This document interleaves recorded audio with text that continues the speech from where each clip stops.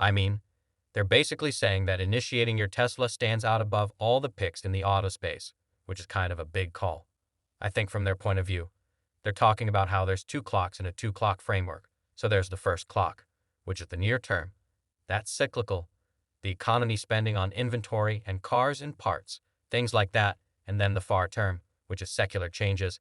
It's a big transformation in EVs, the huge sort of rollout, how much it's going to cost, how the society changes. So the Gan Levy, the analyst, says that Tesla is well positioned in both worlds, right from a cash point of view. They have a huge cash board chest that they built up over the years. They're able to spend on their new cars there. And then, from a long-term kind of EV and software prowess, they have sort of the ability to be the only company that has mass-produced EVs right like on a huge scale. And they have this sort of software kind of backbone that they've been using and developing for many years. So those are two kinds of bold cases for Tesla right here, right now.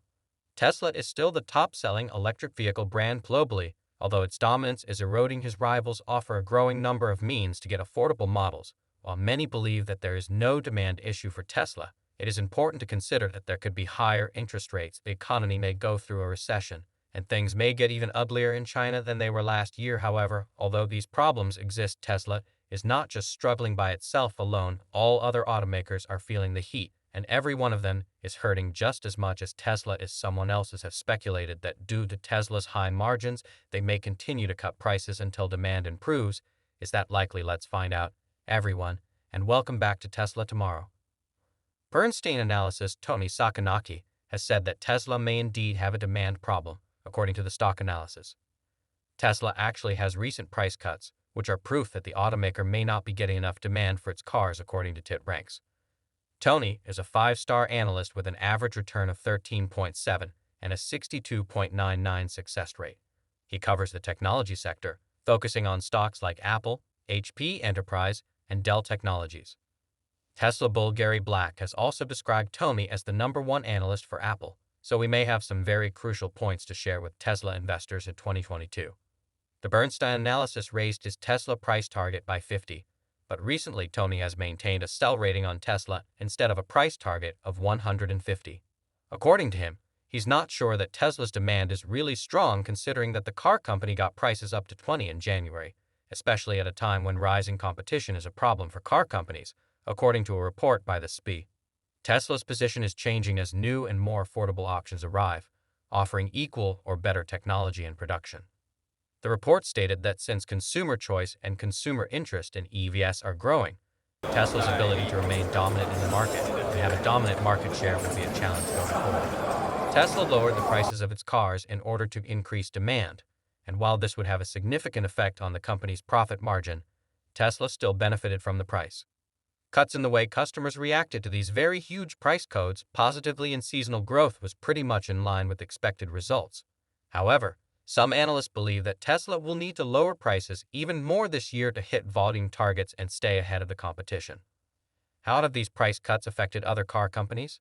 Let's find out, but before we do, if you like this type of content, hit the like button and subscribe to our channel and turn notifications to keep up to date on everything going on with Tesla. Tesla's recent price codes have affected a whole lot of car makers, and these companies don't want to lower prices because that would destroy residual values of their cars. A lot of these companies have huge financing divisions and cannot lower prices since it is too difficult for them.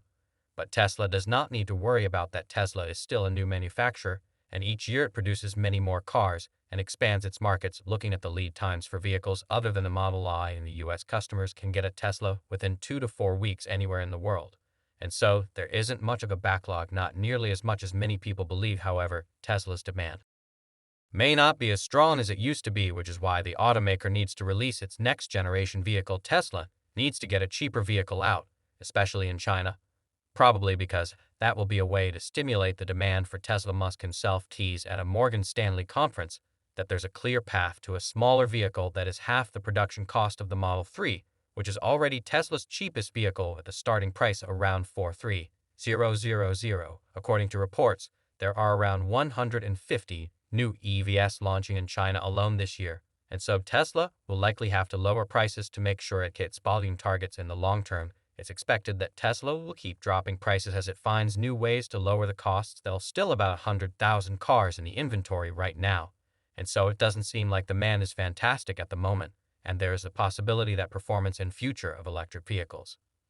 For instance, Ford has said that it will produce 2 million EVs by 2026, and they already lost $2 billion in electrics. For many legacy automakers, they have a pretty robust cash flow, and that comes from their legacy businesses. But the question is, how long can these legacy automakers keep making money from gas-powered vehicles? Tesla is growing in production very fast, and that puts more pressure on the whole market, including gas-powered vehicles. BIT is growing incredibly fast in China, and that's where a lot of profit comes from for most of these legacy automakers.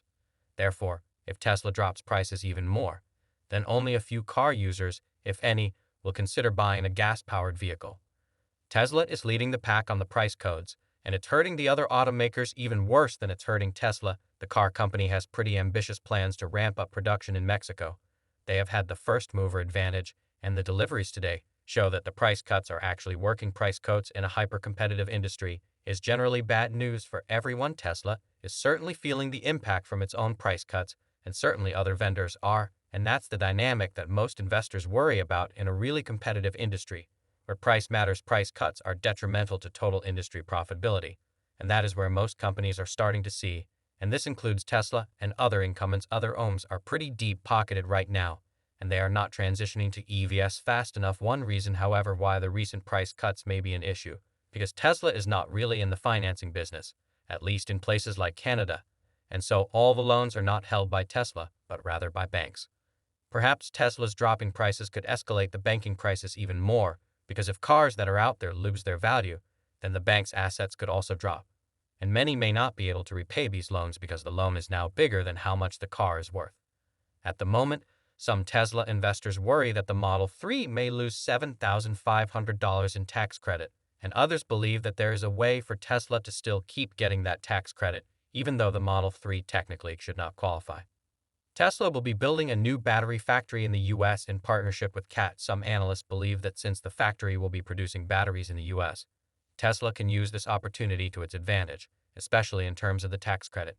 Tesla is looking to build a battery plant in the United States in what would likely be a controversial arrangement with China's dominant electric vehicle manufacturer. The automaker discussed plans involving cattle with the White House and is considering building the battery plant in Texas to support its EV assembly plant. Tesla plans to construct a plant wholly owned by the U.S. automaker, and the car company will own and operate the factory while licensing the technology from cattle. Tesla wants to make lower-cost electric vehicles as a key part of its plan to fend off competitors.